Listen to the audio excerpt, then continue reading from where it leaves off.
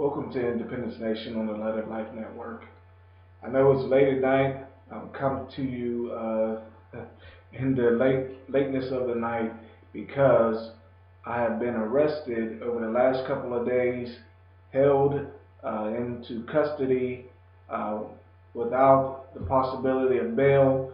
As a result, they turned away those bond agents that would bail me out and would refuse or cause them to refuse to do business with me. And as a result, I've been in custody over the last 48 hours. So let me go into the story of exactly what occurred. So it started Saturday, this past Saturday, as I was leaving my home approximately 1 o'clock.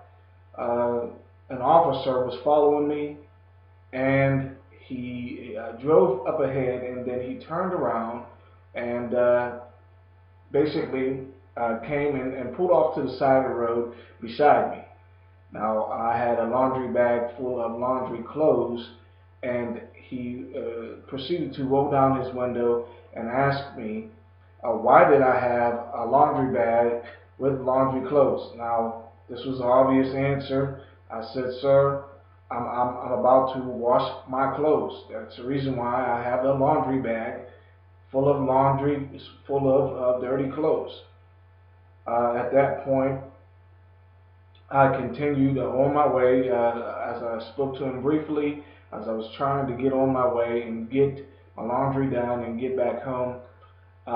He began to jump out of his vehicle and strongly urged that I show him my ID. At that time, I showed him my ID, and he basically called it in, which he didn't wait for a response, and he said, "You're okay, you can go."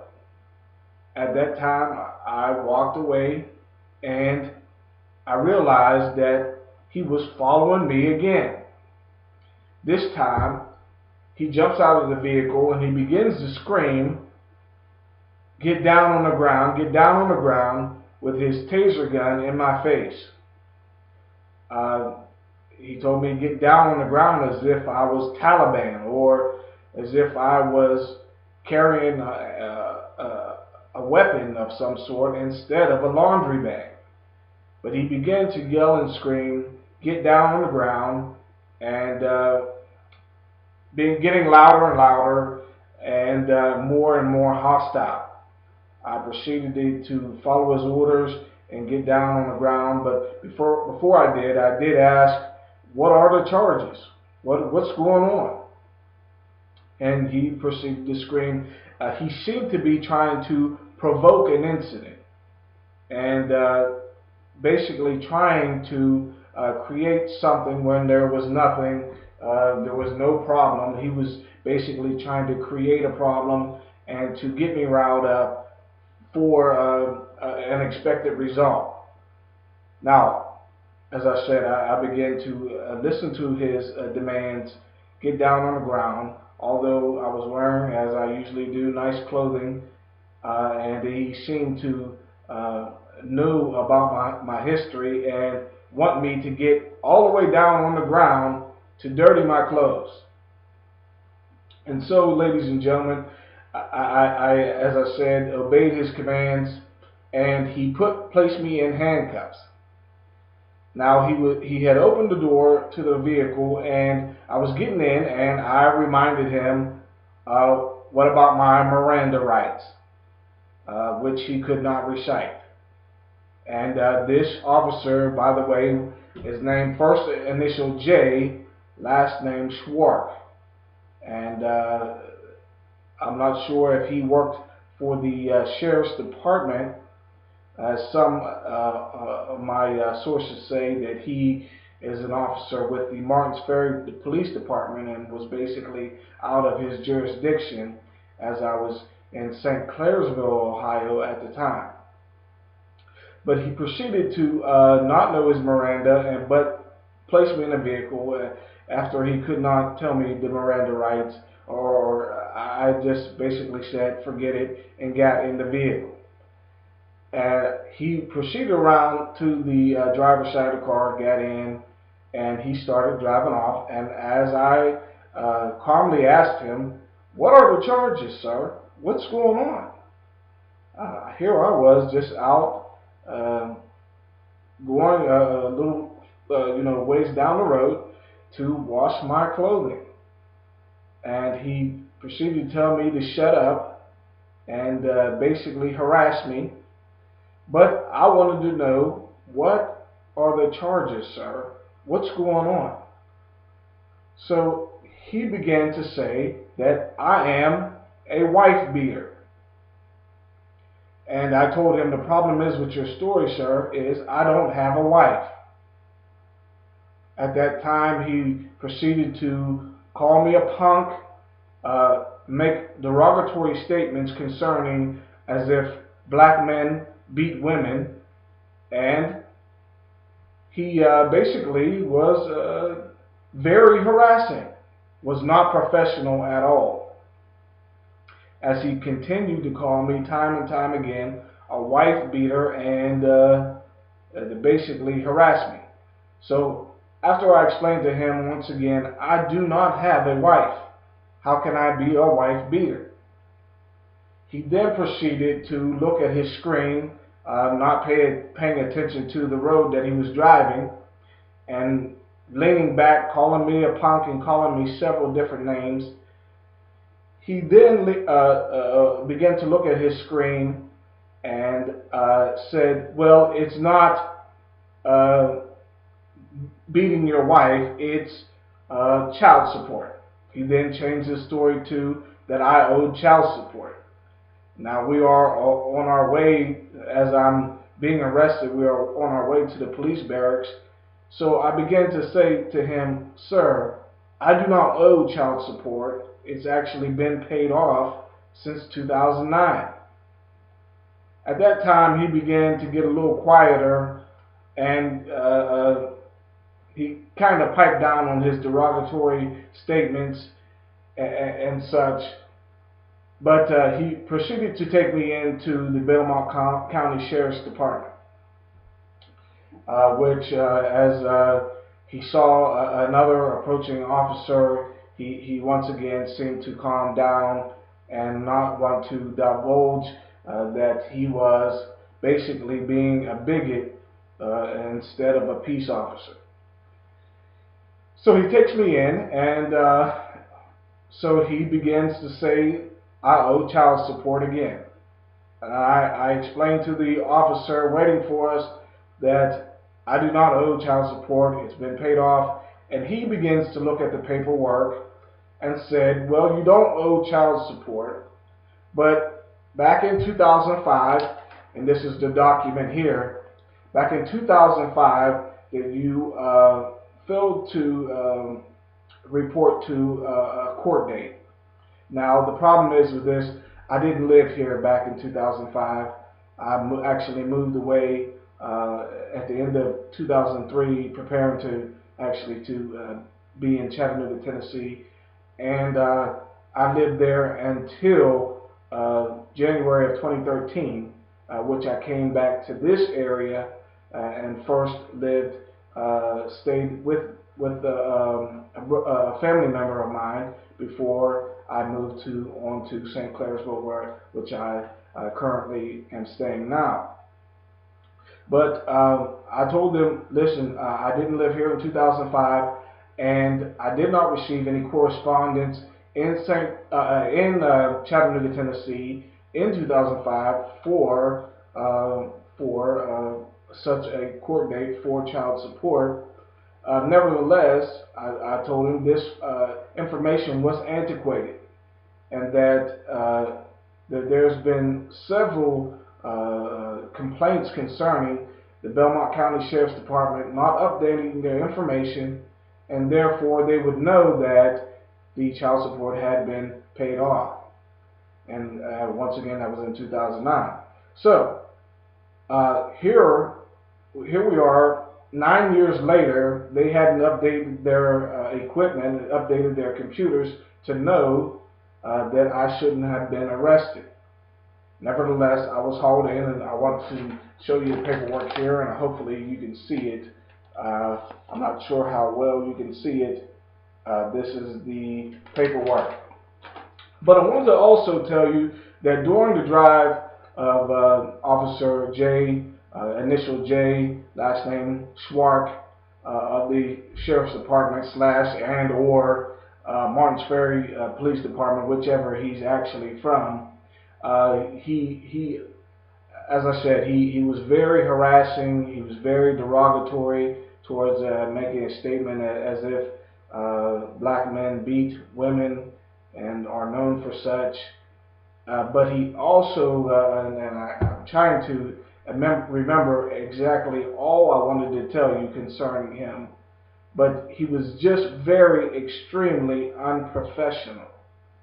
Very unprofessional for a peace officer, for someone who has such a high standing in the local community, and he treated me as if I was some type of hardened criminal and made me get down on the ground as if I was carrying a weapon instead of a laundry bag. And come to find out, for a missed court hearing for child support back in 2005, that's antiquated, and they didn't update their information. Now, it's important also to say, and I'm forgetting parts of this that I wanted to say, but hopefully I'll remember as I go along. But they placed me in custody inside the Belmont County Sheriff's Department and repeatedly refused to allow me to get a bail bondsman. And then when I finally got a bail bondsman on the phone, they would turn him away. I could not make a phone call at first because they gave me a PIN number to call out that never worked and was actually never assigned. See, I want you to understand that all of this, 3 days before this incident occurred, a few days before, I sent a correspondence to the Federal Bureau of Investigation concerning a corrupt officer, a well-known corrupt officer here in the local area. And we're going to get to that in a minute. But I cannot believe how this officer acted towards me. And once again, I'm tired. I feel mentally and physically strained. But the level of and the monstrosity of the way this man acted was just horrendous. So let me get into then, the letter to the Federal Bureau of Investigation concerning, this man right here, named Richard, also aka Dick Flanagan, who is known for being a corrupt officer from the Bellaire Police Department. Bellaire is the actual place I grew up as a young man, but he's known for being a corrupt officer. Among, as you know, I have exposed here lately a number of corrupt officers around the country and here in our local area, as well as law enforcement. Lawyers as well. But Dick Flanagan has been under investigation by the FBI before. Matter of fact, when I left here in 2003, he was under investigation at that time. And so it is my opinion that all this came about, this Officer J. Schwark, who was out of his jurisdiction and treated me like a hardened criminal, trying to create an incident, trying to use using derogatory statements saying I'm a wife beater, then saying that I owe child support, only to find out he's talking about something that's antiquated on their computer system that they never updated, and therefore I should have never been taken to jail. Also, during this time, I meant to say, after the incident of the Miranda right, uh, he began to harass me saying, what's your name again? Answer my question. Uh, he seemed to not know that the Miranda right begins with, you have the right to remain silent. And thus he said, if you do not answer me, I'm going to hit you with an obstruction charge. And as a result, I've been hit with an obstruction charge, as well as this antiquated action that they've taken against me. So he violates the very thing that he didn't know how to recite, the Miranda right, which gives me the right to remain silent. You cannot, listen, Officer Schwark, let this be a little piece of education for you. You cannot give Miranda rights and then declare someone has to answer your question, or you will slap an obstruction charge on them. It doesn't work like that. That's not how things work. So let's go ahead and continue this course of events, because this man followed me from the very beginning. And I have to say, it seemed a playwright right out of a movie. He follows me, and all these events occur right after, a few days after, I request a FOIA request information concerning Dick Flanagan's FBI file. So, as I said, in 2003, when I left the area,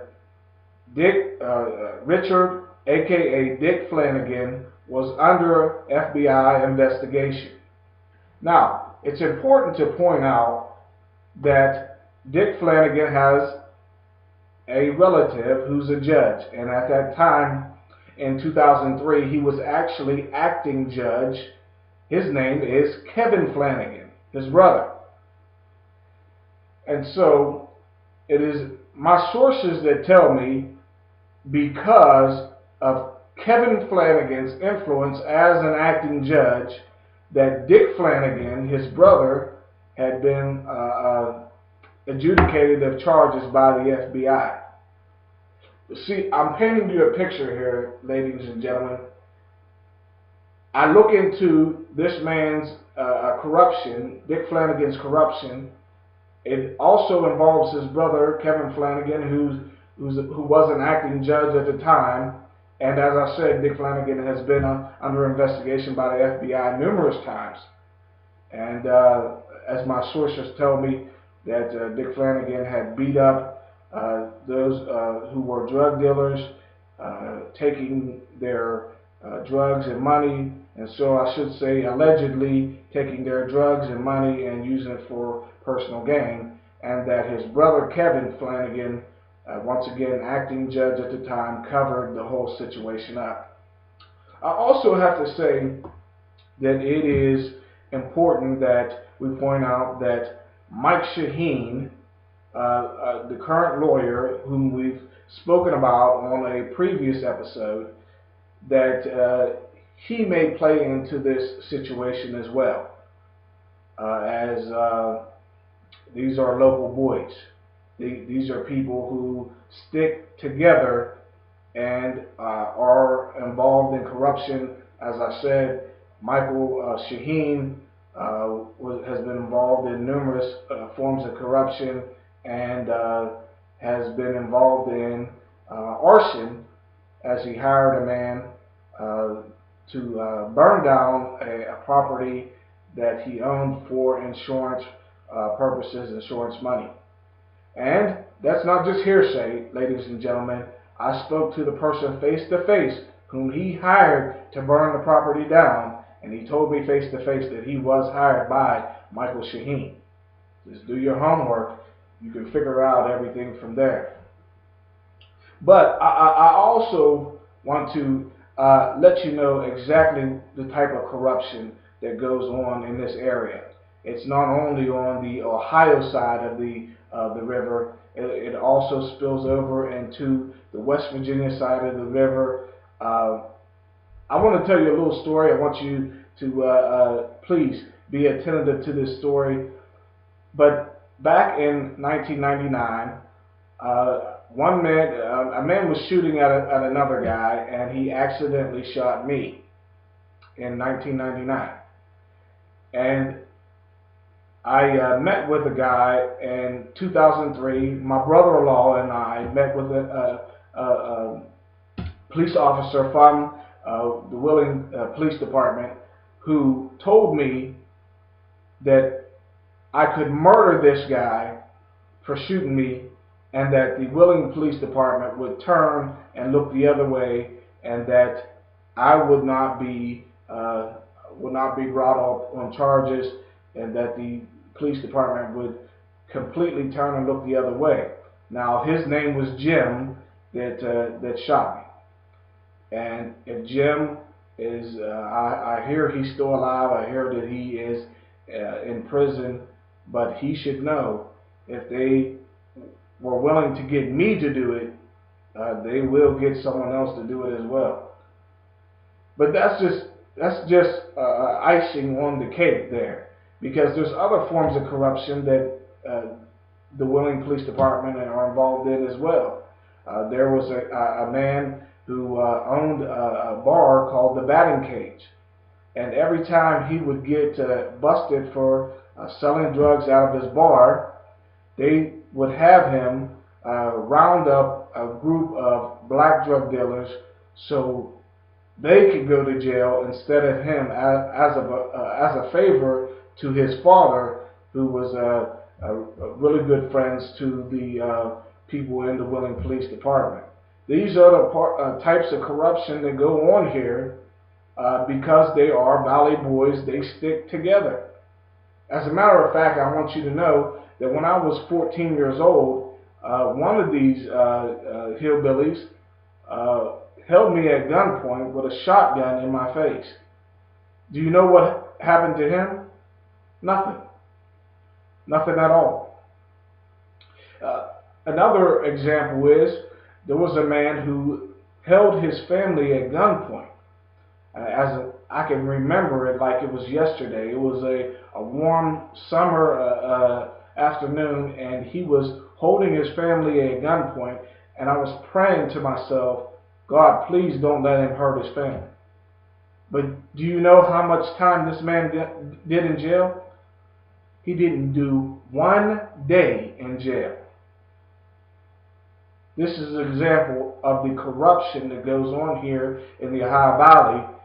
And, excuse me, oftentimes people of color who don't regularly violate the law, or maybe borderline violate the law, do extreme amounts of time in jail, yet their boys, their people, do no time. And it's once again, this is an example of the corruption, the police corruption on both sides of the river, on Wheeling, West Virginia, and the Ohio side of the river, as I explained to you today what has occurred, and what a horrendous episode I have gone through in the last 48 hours. Once again, they held me against my will. This would be grounds for an abduction charge, because they held me against my will, would not allow me to post bail, which I should have been able to post bail 30 minutes after being there. And after that, they saw that the charge was antiquated. This was an old charge that just needed a computer update. Nevertheless, they held me for 48 hours, and there's no telling what they did to my home while I was there. And so these are the types of things, the types of corruption that need to be exposed. And I'm exposing this now, but I'm not sure exactly what might occur hereafter.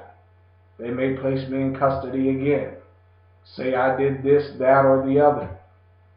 Who knows? They may even gun me down and put a weapon in my hand and say, just another one of these people in the valley, or as the sheriff or whatever you want to call him, Jay Schwartz said, he knows what type of person I am. So I'm not sure what may occur, but this information has to be put out, and this police corruption has to stop. And so I'm calling on some of the people I listen to and I admire and are heavy hitters to put this information out. I'm calling on Gwen Eiffel, Byron Pitts, Alex Jones from InfoWars, Matt Drudge, Blacklisted News, James Corbett of the Corbett Report. I need you and you. I need you to make this viral. Put this information out. I don't know what may happen to me after this. If all this occurred just a few days after I put in a FOIA request, a Freedom of Information Act request for a corrupt officer's federal Bureau, FBI file, there's no telling what may happen to me from here. But I need you to get this information out. The only thing necessary for evil to triumph over good is that us good people, us good men and women, sit by and do absolutely nothing about police corruption. So I'm Keith Pitts for Independence Nation. I know I wasn't supposed to put any information out as we are once again moving to a new place in Pittsburgh, Pennsylvania. But once again, I need you to get this information out. Because even as I move on to Pittsburgh, Pennsylvania, I want the people of the Ohio Valley, and especially those who are targeted every day and thrown in jail, to know that Light of Life and Independence Nation, this very media platform of Light of Life, we are looking out for you. We want you to know that we are watching their corruption, and we will expose it, and nothing will stop us. Get this out. Make it viral. Once again, I need those heavy hitters: Gwen Eiffel, Byron Pitts, Alex Jones, Matt Drudge, Blacklisted News, James Corbett of the Corbett Report. Let's get this information out. So no matter what happens to me, people know the type of corruption that's in this Ohio Valley, and that it has to stop. And it has to stop now. Once again, I'm Keith Pitts for Independence Nation. I hope to see you again soon.